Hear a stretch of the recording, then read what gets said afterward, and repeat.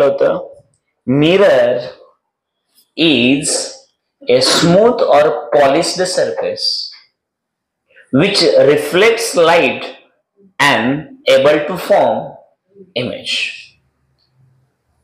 मग साधी सोपी गोष्ट आहे. The surfaces which is going to form image with the help of reflection, that smooth surface is known as mirror. असंही म्हणू शकलो असतो. एकच गोष्ट तीन तीन चार चार पद्धतीने सांगता येईल असते. आणि मग याचे दोन टाइप्स बघितले होते. When that reflecting surface is plane, that mirror is known as plane mirror. And when the surface is curved, then that is known as spherical. मग आजचं जे टायटल आहे आमचं, आजचा सिलेबस आमचं हे झालंय, हे राहिलंय आमचं, आणि आमचा सगळ्यात जास्त वेळ यालाच लागणार. म्हणून आजचं टायटल सुद्धा तेच असेल ना आपलं. तर आता मग तुम्हाला माहित आहे की आज आम्ही जाणार आहोत इकडेच स्पेरिकल मिरर्स. मग आता मुद्दा हा आहे की मिरर म्हणजे काय गावाला माहित आहे, but what is mean by spherical mirror नाही.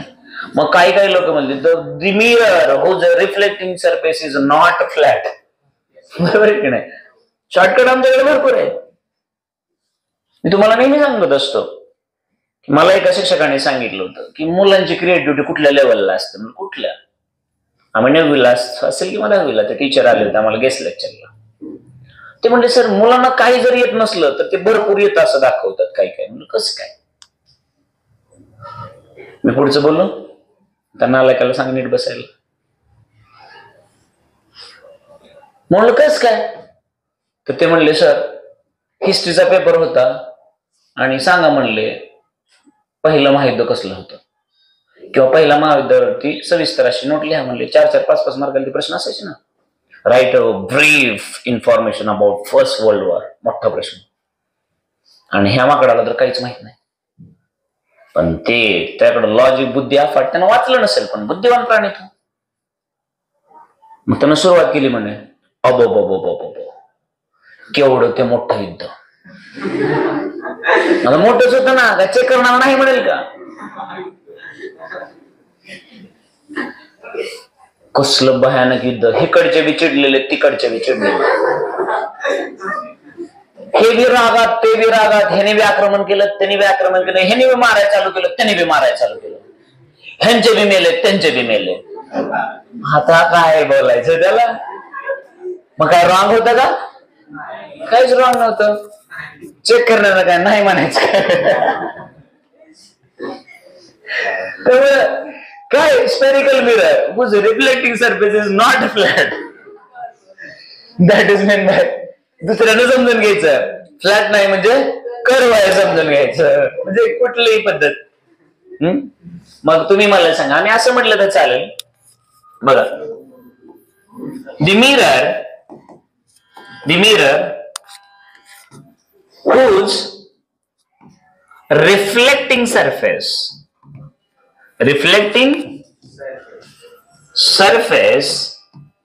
is curve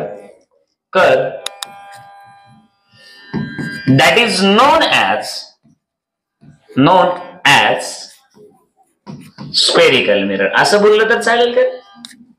काही लोक म्हणतील the mirror whose reflecting surface is part of a sphere असंही म्हणतील. काही लोक मग असे शॉर्टकट सांगितलं काय सांगतील. सगळ्यांचं आम्हाला काय म्हणावं लागतं? बरोबर बरोबर बरोबर. मग त्याच्यातले जे सगळे चांगली माहिती देतं, लिहिता येतं, एका वाक्यात सांगता येतं, समोरच्याला एक्सप्लेन केल्यानंतर सोबत सोपं कळतं. हा मिरर प्लेन मिरर आणि हा संपला विषय. म्हणजे एवढ्या सोप्या भाषेत सांगता यायला पाहिजे लोक दुसऱ्यांना ना आपल्याला कळायला पाहिजे. मग मला असं वाटतं कळालं असेल तुम्हाला. मग आता तुमच्या स्क्रीनवरती इथं कुठला मिरर आहे? स्पेरिकल. मग आता स्पेरिकल म्हटलं की that is the part of, तुम्हीच म्हणता स्पेअर, बरोबर आहे ना. मग आम्ही एक हॉलो स्पेअर ड्रॉ केला. आता मजा अशी आहे की हॉलो स्क्वेअर म्हटल्यानंतर तुम्हीच मला सांगा की या बाजूची म्हणजे आपण असं म्हणूया की स्क्वेअरची आउटर साइड जर बघितली तर तुमच्या लक्षात येतं की ही बाजू बल्ज आउटवर्ड आहे, बाहेरच्या बाजूने फुगलेली, आणि ही बाजू बघायला गेली ही तर ती काय असते, कर्व इन साइड असते. मग परत गोंधळ होतो की कर्व आहे पण कसा आहे. मग आता तुम्ही मला सांगा, हा पण कर्व झाला ना, मग हा कर्व आहे आणि आम्ही पॉलिश केली बाहेरच्या बाजूने, तर रिफ्लेक्टिंग सरफेस हा कर्व इन साइड आहे ना.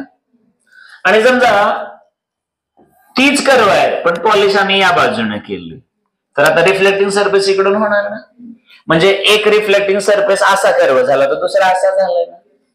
मग त्याच्यामुळे आम्हाला त्याचे टाईप सुद्धा किती द्यावे लागणार, मग 2 द्यावे लागणार. म्हणल्यानंतर आम्ही त्याला नावं दिली, एकाला म्हटलं कॉनकेव आणि दुसऱ्याला म्हटलं, व्हेरी गुड बाळांनो.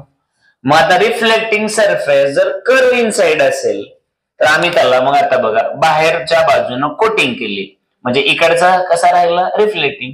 मग हा रिफ्लेक्टिंग असा दाखवला, तर कॉनकेवला असं दाखवणार आहे की हा सरफेस आहे आणि याच्या बाहेरच्या बाजूने तुम्ही असं कोटिंग केलं, पॉलिश केली, तर तुमचा ऑब्जेक्ट इकडे ठेवावा लागेल ना. मग इकडे आहे रिफ्लेक्टिंग सरफेस आणि इकडे लाईट जाणार नाही, म्हणजे हा कसा झाला, ऑपेक म्हणायचं त्याला, लाईट पुढे पास होऊ देत नाही. आता इथं तुम्ही आला इथं, तर तुम्हाला माहित आहे कॉन्व्हेक्सला रिफ्लेक्टिंग सरफेस पलीकडच्या बाजूला लागेल ना, म्हणजे इकडे रिफ्लेक्टिंग सरफेस आणि इकडे कसं असेल, ओपेक असेल. बरोबर आहे की नाही, दोन्हीतला फंडामेंटल. आता मग मुद्दा लक्षात आला पाहिजे की या हे दोन्हीच्या दोन्ही पार्ट या स्पेरिकल सरफेसचे असतात किंवा स्पेअरचे असतात. म्हणून आरशाचे प्रकार सुद्धा किती पडले, 2 स्पेरिकल मध्ये. आणि मग आता बाळांनो आपण याच्यातला कुठलाही एक समजून घ्यायचा असतो, कशाला काय म्हणायचं वगैरे वगैरे वगैरे आपण बघत असतो. कुठलाही एक जरी घेतला तरी तुम्हाला चांगल्या पद्धतीने कळतं. मग आता याच्यातला कुठलाही समजा आपण कॉनकेव घेऊ किंवा कॉन्व्हेक्स घेऊ, प्रत्येक, आता मला सांगा, हा माणूस म्हटल्यानंतर याला काय म्हणणार तुम्ही, हात, आणि ही काय होणार, बोट, हा काय होणार, एक्झॅक्टली प्रत्येक पार्ट तुम्हाला समजून घ्यायचा असतो, त्याचं डोकं कुठं, नाक कुठं, कान कुठं, असंच ना. मग जर मी मिरर ठेवणार आहे तर मिररच्या पण काही टर्मिनॉलॉजी, काही टर्म्स असतील, मग त्या पण आपल्याला समजून घ्याव्या लागतात, कारण पुढे ज्यावेळेस तुम्हाला प्रॉब्लेम सोडवायचे असतात तेव्हा ती प्रत्येक गोष्ट वापरायची असते. मग जे 10वीला पण केलेलं आहे तेच काठीवाटी एक आपण थोड्या वेळासाठी रिपीट करूया. मग इमॅजिन करा बाळांनो, इमॅजिन करा, थांबा एकच मिनिट, ठीक आहे चालेल. आता एकदम शांत डोक्याने बघायचं बरं का, की माझा जो मिरर आहे तो हा आहे ए आणि बी, हा माझा मिरर आहे. हे बाकीचं जे आहे ना हे मी याच्यासाठी दाखवलेलं आहे की तुम्हाला इमॅजिन व्हावं की कसं कर्व आहे. माझा आरसा ऍक्च्युअल कुठला, ए आणि बी, हा माझा आरसा आहे. आता तो कॉनकेव आहे का कॉन्व्हेक्स आहे, आणखी ठरलेलं तुम्ही काय म्हणा, अगोदर पॉलिश करा मग सांगतो काय ते, बरोबर आहे की नाही.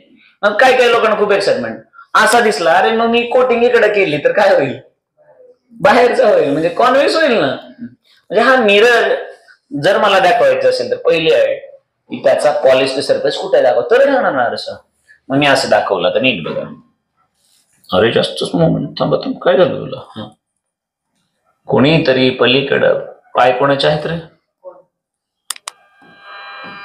प्रियंका. मग आता कुठला आरसा आहे, आता झाला कॉनकेव. बोलायला पैसे लागतात का मावशी, आम्ही बाहेर असल्या जसं बोलतो ना तसं बोलायचं, फक्त जाऊ द्या. ओके, इथपर्यंत लक्षात आलं. मग आता ए बी मिरर म्हटलं. मग आता मला सांगा, आता हे centre of the spherical surface किंवा कर्वचं सेंटर आहे ना, म्हणून त्याला मी म्हटलं सेंटरला सी म्हटलं, चालेल का. आता तुम्ही या सेंटर पासून कुठं जरी लाईन ड्रॉ केली, इथं केली काय किंवा या मिररवर केली काय, कुठं जरी लाईन ड्रॉ केली तर त्याला रेडियसच म्हणावं लागेल ना, बरोबर आहे की नाही. आता मजा काय आहे, तर ए आणि बी ही जी कर्व दिसते ना तुम्हाला, तो खरा आरसा आहे, रिअल. आणि कुठलाही आरसा बनवण्यासाठी काही ना काही मटेरियल लागत असेल, म्हणजेच इथं तुम्हाला एन नंबर ऑफ पार्टिकल सापडतील ना त्या मटेरियलचे. आपण थोडक्यात काचेचे म्हणूया, बरोबर आहे की नाही. आरसा कशाचा बनतो असं आपल्या भाषेत बोललं, सोपं आहे की नाही. मग मला सांगा आता, मग हा जो कर्व सरफेस आहे याच एक सेंटर घेतला आम्ही, सेंटर, आणि याला नाव दिलं आम्ही पोल म्हटलं. काय नाव दिलं याला? मग पोल साठी काही ठिकाणी पी वापरलेला असतो, लक्षात. पोल. आता तुम्हाला माहित आहे सेंटर साठी खूपदा पोलच वर्ड वापरला जातो. फॉर एग्जाम्पल ऐसा कुछ देखा है NS, ये पोल होते ना, अगर ये अपना अर्थ है नॉर्थ साउथ ऐसा बोलते ना, म्हणजे पोलचा अर्थ कळाला तुम्हाला, एक सेंटर दाखवण्यासाठी असा अर्थ घ्या. मग आता हा पोल आणि हे सेंटर ऑफ स्पेरिकल सरफेस ना रे, और you can say centre of, हे सेंटर ऑफ मिरर बर का, हे सेंटर ऑफ स्पेरिकल सरफेस. कारण हा पोल हा आरशावर असतो, बरोबर ना. पोल कुठे असतो? आरशावर, म्हणजे ऍक्च्युअल मटेरियल वरती. पण सेंटर कुठे असतं? त्याच्या बाहेर असतं. असंच असतं ना, कळते का नाही? मग आता मी हे सेंटर आणि हे सेंटर याच्यातून एक इमॅजिनरी लाईन ड्रॉ करतो, याला म्हणायचं PA, personal assistance. Very good. Permanent address. Very good. हो सॉरी, हे असतं काय? ठीक आहे, ठीक आहे. ते असतं प्रिन्सिपल ऍक्सेस. ऍक्सेस एक लाईन ड्रॉ केली. मग आता इथपर्यंतचा डेटा कळाला असेल तर आता एक गोष्ट थोडीशी एक्स्ट्रा सांगतो, असावी माहिती म्हणून फक्त.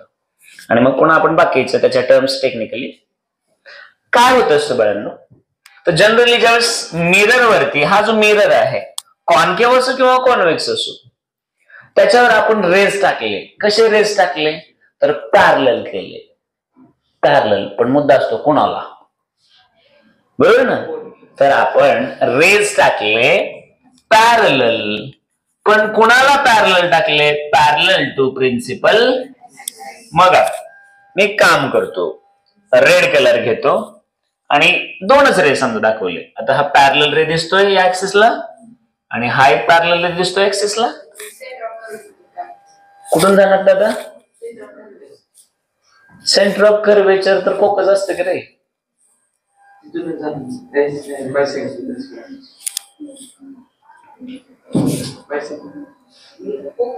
हाँ, सही जा रहा है, सही. उसको बोलते हैं फोकस. हाँ, तो जितने भी पैरेलल रेज होते हैं आफ्टर रिफ्लेक्शन जहां से जाते हैं उस लोकेशन को हम बोलते हैं फोकस. तो सपोज ये यहां पे आ गया और ये ऐसा होके इधर चला गया, तो इसको हम क्या बोलने वाले हैं? फोकस. ठीक है, क्या बोला? फोकस. मग आता नीट बघायचंय, हा पोल आहे, हा फोकस आहे आणि हे लक्षात आलं का रे बाळांनो? हे परत परत लागणार आहे सारखं आपल्याला, काय विषय नाही. मग मी याला म्हणलं फोकल लेंथ F म्हटलं. कसली लेंथ? फोकसची length. That's why that is known as focus length. म्हणून त्याला म्हणलं फोकल लेंथ. समजलं ना? सोपं असतं. आणि हे तर सगळ्या गावाला माहित आहे. रेडियस ना रे. ओके. मग मला सांगा आता नेमकं कुठं काय आहे? सेंटर ऑफ कर्वेचर कोण आहे? तर त्या इमॅजिनरी स्पेअरचं. पण तो स्पेअर म्हणजे काय? तर त्याने ऍक्च्युअल तुमचा मिरर बनलाय, आरसा बनलाय, बरोबर आहे की. त्याच्यानंतर तुमचा किती मोठा आरसा आहे? A to B एवढा तुमचा आरसा आहे, बरोबर. तुमचा आरसा फॉर एक्झाम्पल मी आता इथं एवढा घेतला X आणि Y, तर एवढा जरी आरसा घेतला, एवढा जरी आरसा घेतला तरी इमॅजिन करा त्याचा स्पेअर हाच होणार ना, म्हणजे त्याची रेडियस एवढीच येणार ना. फोकस तिथं सेंटरलाच येईल ना. पण ही लेंथ एवढी छोटी झालेली असेल आणि ते अपर्चर असतं. काय असतं? अपर्चर. त्याला डायमीटर लोक काय म्हणतात, पण डायमीटर मात्र ऍक्च्युअल मटेरियलचे घ्यायचे असते, या स्पेअरचे नाही. ओके. अपर्चर म्हणजे थोडक्यात होल असतं. किती प्रकाश थोडक्यात रेज रेज किती जागेवर पडले ते अपर्चर. समजलं का? सोपं. जेवढा मोठा आरसा तेवढं जास्त रेज पडतील, म्हणजे अपर्चर तेवढं मोठं असतं. समजलं? मग आता मुद्दा असा आहे की जर हे तुम्हाला सगळं व्यवस्थित समजलं असेल तर मला असं वाटतं हे इथं एवढ्यात बसायला हवं आणि मग आपण आता याच्यावरती थोडंसं काम करायला हवं, बरोबर आहे का? मग कशाला काय कशाला काय कशाला काय म्हणतात हे तुम्हालाही माहिती आहे, पण ऍज अ टीचर मला ते रिवाइज करावं लागतं. कारण सगळं तुम्हाला 10वीला म्हणलं, हा चला 10वीला झालं, संपला सिलेबस, चला दुसरं चालू, असं नाही ना जमायचं. तर तुम्ही काय म्हणाल की 10वीला आम्ही जातच नव्हतो शाळेत, बरोबर आहे की नाही? आणि जात होता तर येत का नाही मग? चला माझं याच्यातलं 1 by 1 अगोदर सुरुवात कशापासून करायची मला सांगा. सेंटर ऑफ, ओके चला मग करूया. इथं सेंटर ऑफ कर्वेचर, याला तुम्ही सी म्हटलं ना रे. काय असेल बरं centre of curvature according to geometry of mirror? क्या लग रहा है आपको, क्या होता है? सेंटर ऑफ कर्वेचर क्या होता है? That is the centre of that imaginary square.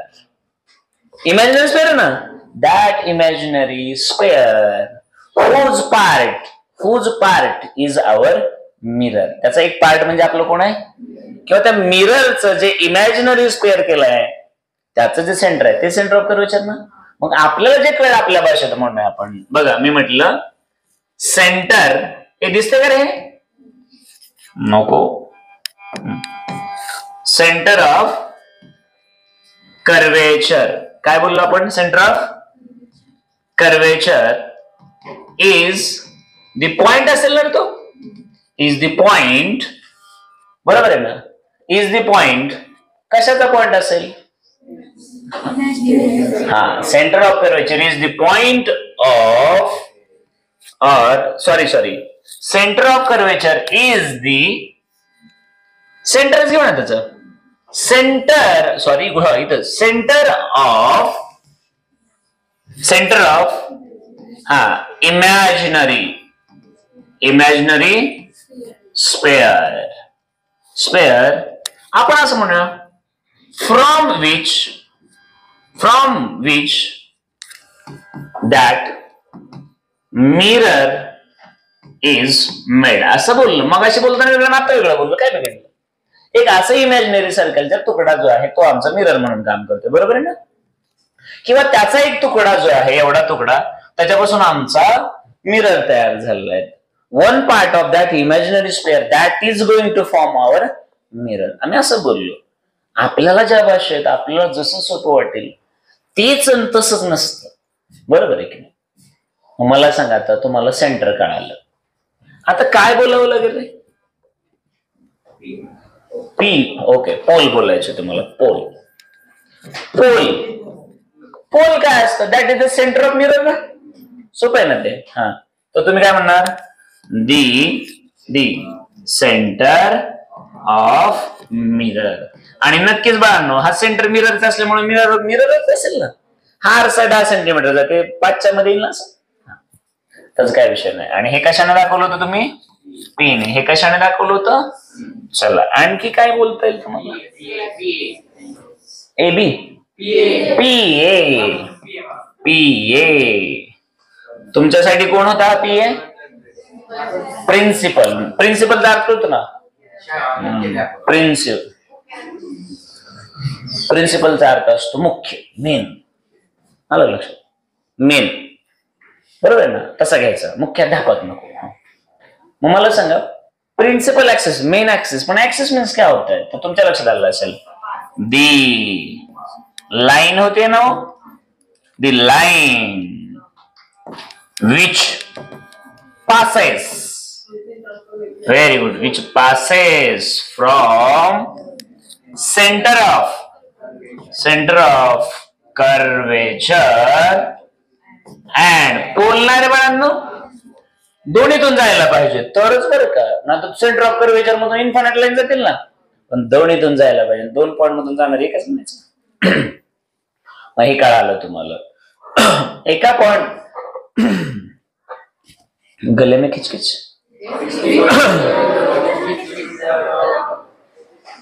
एवढा चांगला रिस्पॉन्स फिजिक्सला मिळाला तर मी धन्य झाला असतो.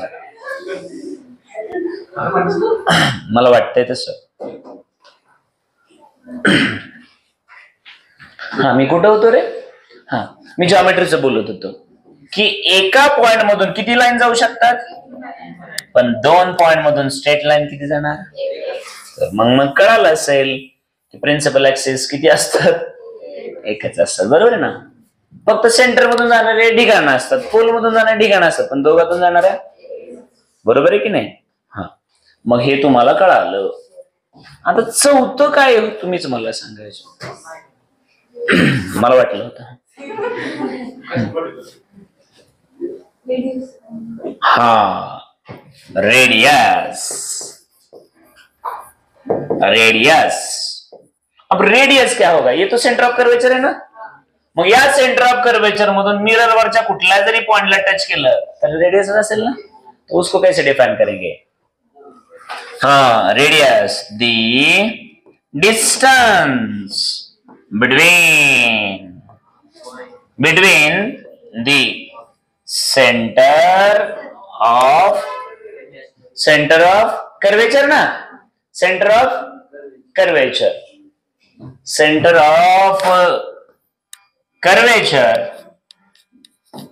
and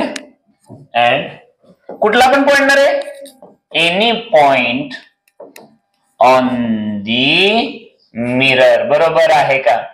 हे आणि याच्यावर कुठला जरी पॉइंट ड्रॉ केला याच्यावर तर तो रेडियसच असेल ना.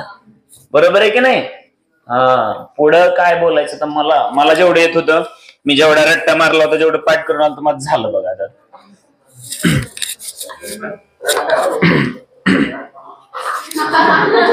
तुम्ही पण म्हणजे काय, तुम्ही एकट्यानंच मारायचं का?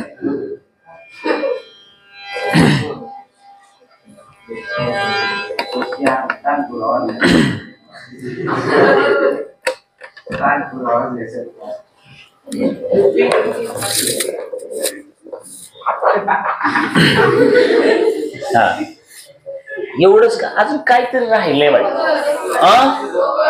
फोकस बी राहिलाय का? माझं त्याकडे फोकस नाही. कसं काय झालं असं?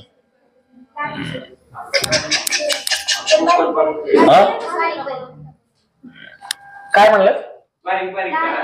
आणखी लहान करायचं का? ओके.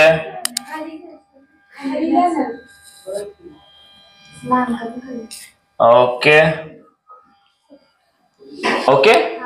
अरे वा, तुम्ही लहानपणापासून एवढे हुशार आहेत. नाही, मला असं वाटलं माझ्यासोबत राहिल्यानंतरच फरक पडला काय. ओके. अरे हा. तू आल्यापासून मात्र भ्रष्ट झालोय बघ. हा, ये मेरी मन की बात है. मला ते सांगा, पुढं पाठ फोकस बोललात का? बापरे, फोकस फोकस फोकस फोकस क्या होता है रे फोकस? कौन सांगेल बरं फोकस? To parallel lines. हाँ, कितनी बोल सकते ना? दो. हाँ, तो 2 आणि 4 इन्फिनिट बनायची गरज नाही ना. Parallel lines. हा, हा, व्हेरी गुड. काही अडचण नाही. इंग्रजांनी एवढंच इंग्रजी शिकवलं आपल्याला. बरोबर है कि नहीं? तो फोकस एक ऐसा पॉइंट होता है, वहां पे सारे के सारे रिफ्लेक्टेड रेज आते हैं ना, लेकिन वो किसका रिफ्लेक्शन होता है? पैरेलल लाइंस का. बराबर है कि नहीं? तो ये सब उसमें आना चाहिए. नहीं तो हम क्या बोलेंगे बघा, focus is that point. Focus एक ऐसा पॉइंट है ना, focus is that point where all the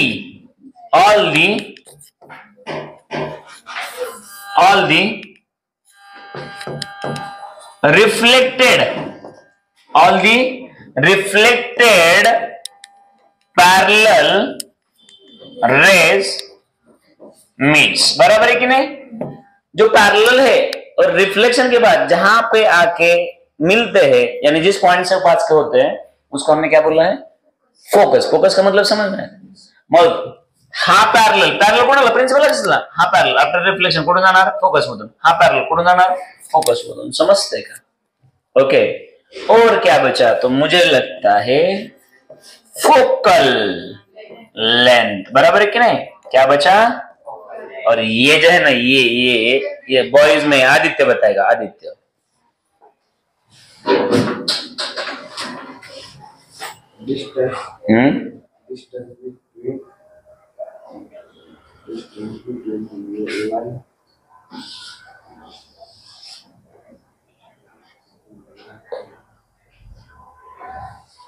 Ganesh, हा काय प्रश्न माहित नाही. हा बस. अरे ह्याला बस म्हटलं, तू उठ रे. Focal length. अय सोनो, मी 10वीला वर्गात टॉपरच होतो. कुणाला नाही आलं की मला सांग म्हणायचं ना. तसलं नको. हा गंपू. आदित्य चेंज करूया का आता पाटील? बस की किती दिवस असतं आपल्याला इम्प्रुव्हमेंट करायची का नाही? आणि प्रगती आउट ऑफ झोन नसते, आउट ऑफ कम्फर्ट झोन नसते, कम्फर्ट झोन. बरोबर आहे की नाही?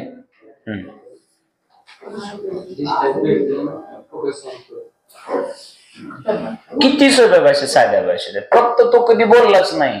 क्लासलाही माहित आहे का नाही की आपल्याकडे आदित्य पाटील पण येतो. तसं बोलायला गेलं तर त्याला यायलाच पाहिजे होतं. पाटील आदित्य ना तो. बरोबर आहे की नाही? पियाचा दुसरा फुल फॉर्म आहे पाटील.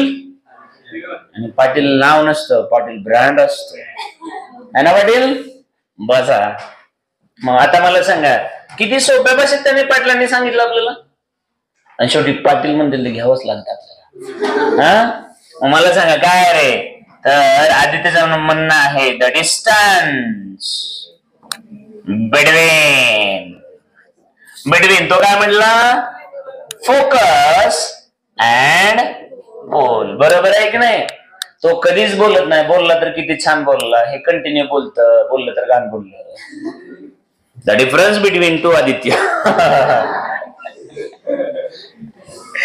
मग समजलं काय सगळं? मग आणखी याच्यातलं मला तर असं वाटत नाही काय राहिलंय म्हणून. चालेल ना? हा अपर्चर घेऊया ना, घेऊया. अरे येडे काय हेच.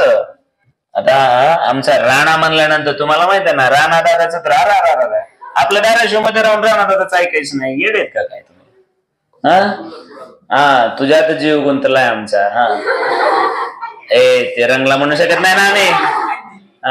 अयो जरा जास्त सिरियल बघतो तू नालायक. हा चला मग आता हा काय म्हणतोय? अपर्चर. आपण त्याला आपल्या भाषेत होल म्हणलं असतो. ओके. पण इथं मात्र काय होतं माहितीये ना? The distance. आता इथं ऍक्च्युअल मध्ये काही केसेस मध्ये त्यालाच लोक डायमीटर म्हणतात. लक्षात आलं का? पण तुम्ही मात्र इथं साध्या सोप्या भाषेत या डायग्राम मध्ये आपला जो मिरर होता ए पासून बीचा बनला होता ना, तुम्ही इथं असं साध्या सोप्या भाषेत बोला the distance between two extreme points of mirror. आपल्या नोट्स मध्ये ए बी वगैरे असं बोललंय ते योग्य वाटत नाही ना. तिथे ए बी एक्स वाय असतं तर काय. मग आता हा आरसा आहे, हा आरसा त्याला ए म्हटलं आणि हा बी म्हटलं तर ही टोकं झाली ना आरशाची. याच्यात असंख्य पॉइंट आहेत पण तुम्ही कुठले घेतले ते एक्स्ट्रीमचे, टोकाचे. आणि त्याला तुम्ही काय नाव दिलं? अपर्चर. सोपं आहे ना? अपर्चर कळलं का डबल सांगू? मग मला सांगा सगळं बऱ्यापैकी झालंय. मग आरसाला कशाला काय, कुठला पाय, कुठला हात, कुठला डोळा, कुठला कान कळलं का त्याचं? म्हणजे उद्या तर आम्ही म्हणलं फोकस बघा आरशाचा, कळायला पाहिजे. पोल बघा, सेंटर ऑफ कर्वेचर बघा, सगळं समजायला पाहिजे. मला असं प्रिन्सिपल ऍक्सिस ड्रॉ करा, येईल ना तुम्हाला. आणि सगळं येत असतं. प्रामाणिक प्रयत्न केले ना, प्रयत्नाचं फळ असतंच. आपल्या संस्कृतीमधल्या म्हणी मात्र लक्षात ठेवायच्या बरं का. म्हणी इतक्या स्ट्रॉंग आणि त्याच खरे तर सायकोलॉजी सांगतात असं माझं स्पष्ट म्हणणं आहे. काहीतरी मला ते पूर्ण येत नाही पण असं म्हणतात, रगडिता कन वाळूचे ते लईगडे, असं काहीतरी आहे. मला ते एक्झॅक्ट नाही पण अर्थ मात्र मला चांगला माहिती आहे त्याचा. ती तशीच पाठ असायला असं काही विषय नाही. त्याच्यातून आम्ही काय शिकलो तर अथक परिश्रम किंवा प्रयत्न असतील तर सक्सेस आहे, हा त्याचा अर्थ आहे. मग मला सांग इथपर्यंत तुम्हाला समजलं? नक्की कळालं? मग जर हे कळालं असेल तर आपला क्लास वेगळ्या मेथडने चालतो. लगेच 2 मिनिटात रिवाइज. चला फास्ट.